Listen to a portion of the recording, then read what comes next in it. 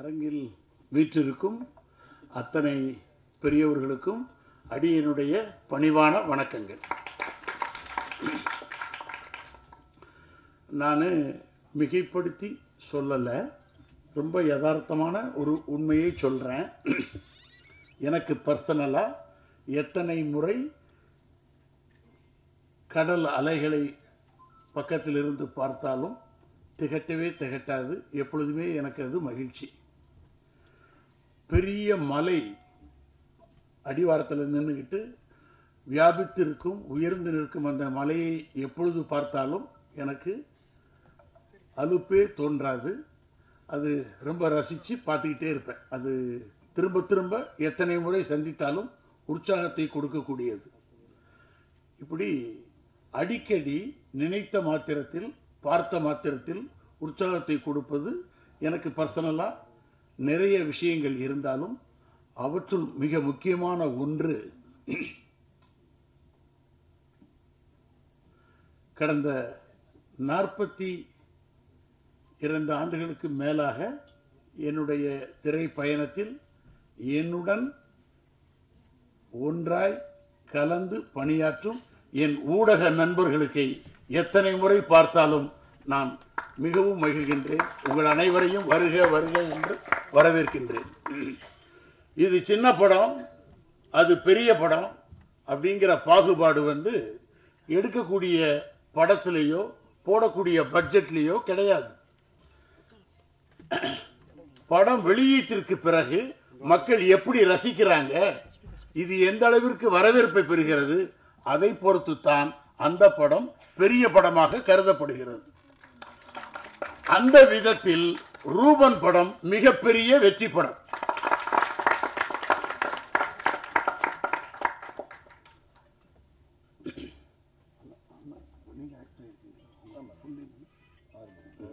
நம்ம இந்த திரைப்படத்துக்கு ஒரு பெரிய பெக்யூலியாரிட்டி இருக்கு. ரூபன்கிற திரைப்படம் எனக்கு நிறைய என்னுடைய பர்சனலாக நிறைய விஷயங்களை அலசி ஒரு ஒரு ஒரு சுய விமர்சனத்திற்கு உட்படுத்தி கொண்ட படம். ஒரு நாள் பல ஆண்டுகளுக்கு முன்னாடி கேர்ஜியா கார்டனில் ஷூட்டிங் நடந்துக்கிட்டு இருந்தது. நான் ஒரு திரைப்படத்துக்கு ஒரு ரொம்ப I'm doing the lead role at that time. So அதனால் அந்த ஒர்க்கு நடந்துக்கிட்டு இருந்தது. கேர்ஜியா கார்டனுடைய ஃப்ரண்ட் சைடு, சார் ஒரு படத்துடைய பேட்ச் ஒர்க்கு ஒரு 1 hour பண்ணுவாங்க சார், அவங்க போனதுக்கு பிறகு நம்ம ஷூட்டிங் மறுபடியும் அந்த பக்கம் நடக்கும் அப்படின்னு எங்கள் டைரக்டர் சொல்லியிருந்தாங்க. சரி அப்படின்ட்டு ஒர்க் பண்ணிக்கிட்டு இருந்தேன். பரபரப்பாக வந்தாங்க. திடீர்னு அந்த பக்கம் ஃப்ரண்ட்டில் அமைதியாக இருந்தது.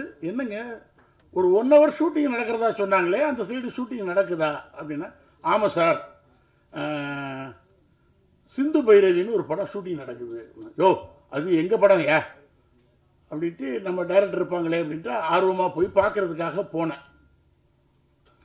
என்னடா இன்னைக்கு உன் படம் இந்த இது நடந்துக்கிட்டு இருக்குன்னு சொன்னாங்க, ஒரு 1 hour இந்த ஒர்க்கு நான் எடுத்துகிட்டு நான் கிளம்பிவிடுவேன் அப்படின்னாரு. எப்படா இருக்க அப்படின்னு டைரக்டர் என்னுடைய ஆசான் கே பாலச்சந்தர் ரொம்ப தட்டி கொடுத்து விசாரிச்சார். சார் நல்லா இருக்கேன் சார். சார் இந்த படத்தில் நான் இல்லவே இல்லையே சார் அப்படின்னேன். சும்மா சும்மா அப்படிலாம் கேட்காத. நீ கேரியரில் வளர்ந்துக்கிட்டு வரும் பொழுது, உனக்கு நல்ல நல்ல வாய்ப்புகள் பெரிய பெரிய வேஷங்கள் கிடைக்கும் பொழுது, வலுக்கட்டாயமா நான் இந்த படத்தில் இருப்பேன் அப்படின்னு நீ உள்ள புகுந்தேன்னு வையி, இதில் உனக்கு வாய்ப்பே இல்லை, ரோலே இல்லை. சார் ரோல் இல்லைன்னா பரவாயில்ல அண்ணா, நீங்கள் பேசுகிறீங்களா நான் பேச வேணேன். சரி சார் ரோலே இல்லை, இதுலலாம் உனக்கு ஒர்க்கு கிடையாது. நான் தான் சொல்லிட்டேனடா, நீ திருப்பி திருப்பி ரோல்னா எப்படி இது ஒரு சீனு ஒரு ஷாட்டுக்கெல்லாம் வரணுங்கிறியா அப்படின்னா. அப்போ நான் டைரக்டர்கிட்ட ஒரு தாழ்மையான ஒரு விண்ணப்பத்தை நான் வைத்தேன். சார் நான் எவ்வளவு பெரிய நடிகனாக இருந்தாலும், இன்னும் எத்தனை ஆண்டுகள் பணியாற்றினாலும், சின்ன நடிகனாக இருந்தாலும் எனக்கு அது முக்கியம் இல்லை. என்னை முதல்ல சார்லின்னு பேர் வைத்து நீங்கள் அறிமுகப்படுத்தினீங்க. அதனால என்னுடைய ஆசானுடைய எல்லா படத்துலையும் நான் ஒரு ஷாட்டாவது வரணும் சார். எனக்கு ஒர்க்கு இல்லைன்னா குரூப்லையாவது நான் வர்றேன். எனக்கு அந்த அந்த அந்த அனுமதியையும் அந்த ஆசையையும் எனக்கு நீங்கள் கொடுக்கணும்னு கேட்டேன். சரி சரி இவன் ஒருத்தன் ரொம்ப சரிடா நான் இன்னும் ஒரு 10-15 நிமிஷத்தில் பேக்கப் பண்ணிடுவேன் வா அப்படின்னு சொல்லி எடுத்தாங்க. அந்த படம் ரிலீஸ் ஆகி பெரிய வெற்றியாச்சு. அப்போது ஒரே ஒரு காட்சியில் வருகிறார் சார்லி, அரங்கை அதிர வைக்கிறார் அப்படின்னு சொல்லி பத்திரிகை நண்பர்கள்லாம் விமர்சனங்களில் குறிப்பிட்டு பாராட்டி எழுதியிருந்தாங்க சிந்து பைரவி படத்தில். அது என்ன ஆச்சுன்னா, அதே தருணத்தில் இன்னொரு திரைப்படம் சில்வர் ஜூப்ளி படமாக ஓடிக்கிட்டு இருந்தது எனக்கு. இப்போது எனக்கு வர வேண்டிய வாய்ப்பு எப்படி வருது அப்படின்னா, இவரை படம் ஃபுல்லாக போட்டு எடுக்கிறக்கூடிய அந்த மாதிரி ரோலுக்கு கூப்பிடவா, இல்லை ஒரு சீனில் போட்டாலும் அவர் தான் சரின்னு தானே சொல்கிறாரு அதுக்கு கூப்பிடவா அப்படிங்கிற ஒரு பெரிய ஒரு டிரான்சிட்டிவ் ஸ்டேஜ். அது என்ன சொல்லுவாங்கன்னா, ஒரு நடிகனுடைய கேரியரில் ரொம்ப முக்கியமான தருணம் என்னன்னா, என்னுடைய சரியான வாய்ப்பு கிடைத்தும் நான் சின்ன வேஷம் கொடுத்தா பரவாயில்ல சார் அப்படின்னு செய்யக்கூடிய லெவலில் இறக்கக்கூடிய ஒரு நிலைமையாக மாறிடும் அந்த தருணம். ஸோ இது எப்படி வென்றெடுக்கிறது அப்படின்னா, இன்னொரு விதத்தில் வென்றெடுக்கலாம். எப்படின்னா, இந்த இந்த இந்த அருணாச்சலம் ரோட்டில்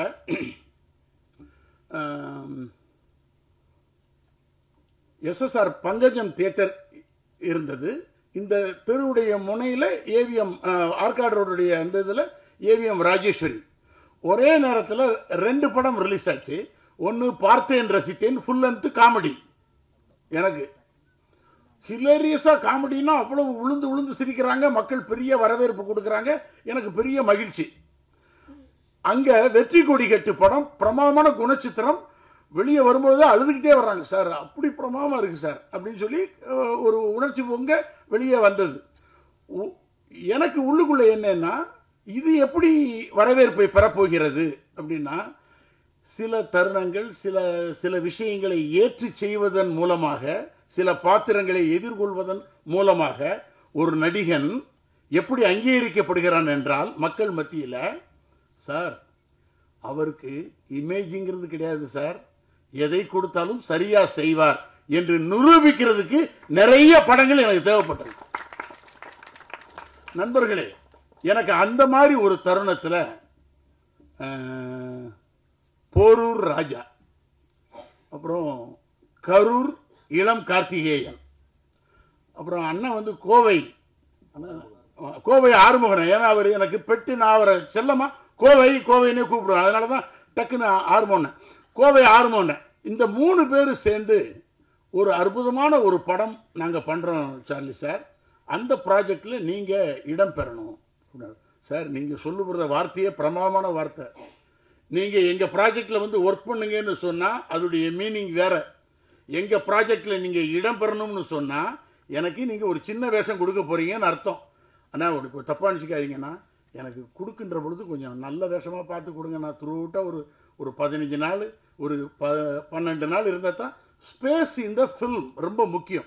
குறிப்பாக ஒரு ஊரில் ஒரு ராஜகுமாரி, அதிலிருந்தே நான் ஆரம்பித்து எப்படி துவங்கி வருதுன்னா, கிருமி, மாநகரம், இந்த மாதிரி படங்களுக்கெல்லாம் பிறகு நான் இந்த மாதிரி ஒரு ஸ்பேஸ் இந்த ஃபில்ம் ஒரு நடிகனுக்கு முக்கியம், எனக்கு நீங்கள் ஹெல்ப் பண்ணுங்க அப்படின்னு என் தயாரிப்பாளர்கள்ட்ட நான் ஒரு விண்ணப்பத்தை வச்சேன். அவங்க சொன்னாங்க, சார் நீங்கள் சொல்கிற பாயிண்ட் வந்து கரெக்டான பாயிண்ட் சார், நாங்கள் வந்து கோடிக்கணக்கில் இன்வெஸ்ட் பண்ணி மிகப்பெரிய அந்த மாதிரிலாம் கிடையாது சார், நாங்கள் ஒரு எளிமையான தயாரிப்பாளர்கள்.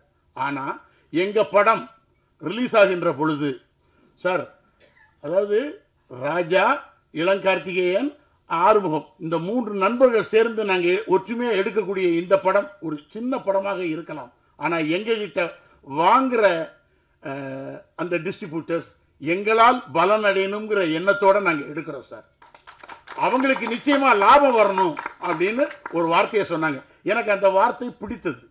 எப்படியாவது இதை எஸ்கேப் பண்ணிட்டு அடுத்து போகணும் அப்படிங்கிற வார்த்தையெல்லாம் பயன்படுத்தாமல், சார் இந்த படம் நாங்கள் எளிமையாக சிக்கனமாக எடுக்கிற படம் தான், ஆனால் இதை வாங்கி பையர்ஸ் இருக்காங்கல்ல, அது 4 பேருக்கு லாபத்தை கொடுக்கணுங்கிற எண்ணம் நிச்சயமாக இந்த ரூபன் திரைப்படத்தை மிக மிக உயரத்தில் கொண்டு செல்லும். இன்னொரு முக்கியமான காரணம், இந்த படத்துடைய டைரக்டர் ஐயப்பன் சார். சில இயக்குனர்கள் உதாரணமாக சார் அவர் நல்லா ஜம்ப் பண்ணுவார் சார், அப்படின்னா எங்கே ஜம்ப் பண்ணுங்க அப்படின்னா டக்குன்னு ஜம்ப் பண்ணிடுவார். ஆனால் அவங்க பிரமாம விசில் அடிப்பாங்கண்ணே. எங்கே விசில் அடிங்க அப்படின்னா விசில் அடிச்சிடலாம். சார் இவங்க சூப்பராக பாடுவாங்க சார் அப்படின்னா பிரமாமா பாடி காட்டிடலாம். சார் இவர் பிரமாமா டைரக்ட் பண்ணுவார் அப்படின்னா அதுக்கு அடுத்த ஸ்டேஜ் என்னன்னா, மிக மிக வேதனையான விஷயம், தன் கனவை செல்லுலாயில் பதிவு பண்ற வரைக்கும் ஒரு இயக்குனர் அடையாளம் காணப்பட மாட்டார். நண்பர்களே, இந்த ஐயப்பன்கிற படைப்பாளி தலை சிறந்த இயக்குனர், மிக பிரமாதமான இயக்குனர். அவருக்கு இந்த திரைப்படத்திற்கு பிறகு மட்டுமல்ல, என்றும் சினிமாவில் சாதிக்கக்கூடிய மிகப்பெரிய சாதனைக்குரிய இயக்குனர். ஏன் இவ்வளவு அழுத்தமாக நான் சொல்ல வர்றேன் அப்படின்னா, நான் எத்தனையோ எண்ணற்ற இயக்குனர்களோட ஒர்க் பண்ணியிருக்கேன். நிறைய சில இயக்குனர்கள்லாம் என்னை நேசிக்கும், நான் நேசிக்கும். எங்கள் டைரக்டர் ஃபாசில் சார் ஒரு தடவை சொன்னார், சார்லி நீ நடந்து வந்து இதை இப்படி செய்யணும் அப்படின்னு நான் சீன் சொல்லிட்டேன், நீ எப்படி செய்யறியோ அதுக்கேற்ற மாதிரி நான் ஷாட் வைக்க போகிறேன், செய் அப்படின்னு சொல்லியெல்லாம் என்னை நேசித்து உயர்த்தி பிடித்த இயக்குனர்கள் எத்தனையோ பேர் இருக்கிறார்கள். ஆனால் இந்த டைரக்டர் ஐயப்பன் சார் எப்படின்னா, எடிட்டர் வெர்ஷன்லேயே ஃபில்ம் பண்ணக்கூடிய இயக்குனர். நிறைய எடுத்துட்டு அண்ணா அது எதுவுமே படத்தில் வரலண்ணா அப்படின்னு சொல்கிறதுக்கு பதிலாக தான் படத்தில் எதை பதிவு பண்ணணுமோ அதை மட்டுமே எடுக்கக்கூடிய ஒரு ஒப்பற்ற ஆற்றல் மிக்க இயக்குனர் ஐயப்பன். இந்த ஐயப்பனை மட்டுமல்லாமல் எங்க படக்குழுவினர் அத்தனை பேரையும் அந்த இறைவன் ஐயப்பனும் இறையருளும் என்றென்றும் காத்து. சமூகத்தில் என்ன பிரச்சனை இருக்கு, உங்களை சுற்றி இருக்கிற நிறைய பேருக்கு நிறைய தேவை இருக்குது. பொல்யூஷன் பிரச்சனை இருக்குது, நிலத்தை பிடிங்கிறாங்க, நிறைய பஞ்சமி நிலங்களை நிறைய பேர் வந்து பிடிங்க வச்சுட்டு திருப்பி தராமல் இருக்காங்க. அந்த மாதிரி எவ்வளோ பிரச்சனை இருக்குது, அந்த மாதிரி ஜானர்லாம் எக்ஸ்போஸ் பண்ணுங்கள். அதை பண்ணாமல் திரும்ப திரும்ப சுற்றி ஒரு சமூகத்துக்குள்ளேயே சண்டையை வச்சு அது ரொம்ப தப்பு. எப்போ பார்த்தாலும் புத்த மதம் தான் ப்ரமோட் பண்ணுறீங்க, ஆனால் படத்தில் வந்து எல்லா ஹீரோட அம்மாவும் கிறிஸ்டின்ஸாக தான் இருக்கிறாங்க. அது எனக்கே புரியல. அது ஒரு மதத்தை ப்ரமோட் பண்ணிங்கன்னா கரெக்டாக அந்த மதத்தை ப்ரமோட் பண்ணுங்கள். இதில் நிறைய உள்ள சினிமாக்குள்ளே பிரச்சனை இருக்குது. இவங்க பண்ணுற இந்த அரசியலுக்கு நிறைய ஃபண்டு தராங்க, அதெல்லாம் பேசுனா சினிமாக்குள்ளேயே சண்டை போடுற மாதிரி ஆகிடும். அவங்க பேசுனது ரொம்ப வருத்தமாக இருந்தது, அதை வந்து ஒரு பதிவாக பண்ணிடுறேன். ஸோ இந்த மாதிரி புது படங்கள் கஷ்டப்பட்டு அவங்க ஒரு ஊர்லேருந்து ஒரு 10 பேர் சேர்ந்து காசு போட்டு படம் பண்ணி தெரிஞ்சோ தெரியாமல் வந்து படம் பண்ணிடுறாங்க. அது விஷுவலாக பார்க்குறப்ப நிஜமாலே அந்த வைப் இருந்தது. அதை மக்கள் பாவாட்டை விட்டுருங்க. அதை விட்டுட்டு அதுக்குள்ளே நீ ஐடியாலஜியை கண்டுபிடிச்சி கிராஃப்டை கண்டுபிடிச்சி ஆரம்பத்திலே அவங்கள வந்து தட்டி விடுறது கெள்ளி விடுறது மிகப்பெரிய தப்பு. சினிமாவுக்குள்ளே இருந்துட்டு அதை செய்யாதீங்க. இன்றைக்கி சினிமா எப்படி இருக்குது, இந்த வருஷம் ஒரு படம் கூட ஹிட் ஆகலை இந்த வருஷம் இது வரைக்கும், எல்லாருக்குமே தெரியும். ஸோ சினிமா நல்லா இருக்கணும்னா சினிமாக்குள்ளே இருந்து எல்லா படத்தையும் சப்போர்ட் பண்ணுங்கள், ஐடியாலஜிக்கெல்லாம் படத்தை சப்போர்ட் பண்ணாமல் நான் சொன்ன ஜானரில் நீங்கள் படம் பண்ணுங்கள், நான் வந்து உங்கள் கூட நின்று ஸ்டேஜில் நின்று உங்கள் படத்தை வாழ்த்துறேன். ஸோ ஐடியாலஜிக்கலாக மட்டும் படம் பண்ணாமல் மக்களுக்கு என்ன தேவையோ அந்த மாதிரி படங்கள் பண்ணுங்கள். சொல்லணும்னு தோணுச்சு. நிறைய இதில் தப்பாக கூட இருக்கும், என்னை வந்து ஒரு சாரருக்கு எதிராக திருப்பி கொண்டு போவாங்க இதை வச்சு. நான் அந்த மாதிரி ஆள்லாம் இல்லை, எனக்கு என்ன தோணுதோ நான் வந்து அதை ஸ்ட்ரெயிட்டாக பேசுவேன், கரெக்டாக பேசுவேன்னு நினைக்கிறேன். ஸோ எப்படியும் நான் வரதான் போகுது என்னென்னமோ கமெண்ட்லாம், என்ன பண்ணாலும் எப்போ தேவையோ நான் வந்து இதெல்லாம் பேசுவேன், சினிமாலேயும் இதெல்லாம் பேசுவேன். ஸோ நான் இருக்கிற வரைக்கும் நீங்கள் உங்கள் இஷ்டத்துக்கெல்லாம் பேசிட்டுலாம் இருக்க முடியாது. இந்த படம் மிகப்பெரிய வெற்றியடைய என்னோடய மனமார்ந்த வாழ்த்துக்கள். தொடர்ந்து படம் பண்ணுங்கள். இதில் நடந்த தப்பெல்லாம் சரி பண்ணிவிட்டு அடுத்த படம் பெருசாக ஹிட் கொடுங்க. இந்த டீமுக்கு, மியூசிக் டைரக்டருக்கு, கேமராமேனுக்கு, டேரக்டருக்கு, ஆர்ட் டைரக்டருக்கு, ஒர்க் பண்ண அத்தனை அசிஸ்டன்ட் டைரக்டர். ஒரு சில வார்த்தைகள் சொன்னோடனே எல்லாம் பேச நினச்சி எல்லாமே ஆஃப் ஆகி போச்சு. ஆக்சுவலாக இந்த விழாவுக்கு வர காரணம் டைரக்டர் ஐயப்பன் சார் தான். அவரோட நான் ஒரு படம் பண்ணியிருக்கேன், பிச்சுவாக்கத்தின் ஒரு படம். ரொம்ப காமான கூல் டைரக்டர். ஒரு சீன், லவ் ப்ரொபோசல் சீன் எடுக்கும்போது சொன்னார், இந்த சீன் வந்து கண்டிப்பாக ட்ரெண்ட் ஆகும் இன்றைக்கி சொன்னார். நிச்சயமாக அதே மாதிரி யூடியூப்பில் இன்றைக்கி ட்ரெண்டில் பார்த்தீங்கன்னா 7.2 மில்லியன்ஸில் ஃபஸ்ட்டு காட்டுது அந்த சாங், அந்த சீன்ஸ் தான் காட்டும். அப்படி சொல்லி அடித்த ஒருத்தர் இந்த படம் ரொம்ப நல்லா வந்திருக்குனாரு. நான் வந்து கொஞ்சம் லேட் ஆகிட்டேன், சாரி. அந்த லாஸ்ட் சாங் தான் பார்த்தேன், ரொம்ப எமோஷனாக ரொம்ப நல்லா இருந்தது. ஹீரோ வந்து ரொம்ப நல்லா பண்ணியிருந்தார், சான்ஸே இல்லை, ரொம்ப நல்லா பண்ணியிருந்தீங்க. மியூசிக் டைரக்டர் வேறு லெவல், கேமராமேன் எல்லாருமே ரொம்ப சூப்பராக பண்ணியிருக்கீங்க. இந்த ஹோல் டீமுக்கு என்னுடைய வாழ்த்துக்கள். ஃபஸ்ட்டு ஐயப்பன் சாருக்கு தான் வந்தேன். இங்கே வந்து பார்த்தா அருள் சிவாலினி ஒரு அண்ணன் நமக்கு தெரியும், ஒரு வக்கீல், அவரும் நடிச்சிருக்காரு. அவர் ஒரு நல்ல நடிகர், இந்த படத்தில் நடிச்சிருக்காரு. ஹோல் டீம் எல்லாருக்கும், தயாரிப்பாளர் எல்லாருக்கும் என்னுடைய வாழ்த்துக்கள். படம் பெரிய வெற்றி பெறணும், அதுக்கு என்னுடைய வாழ்த்துக்கள். நன்றி.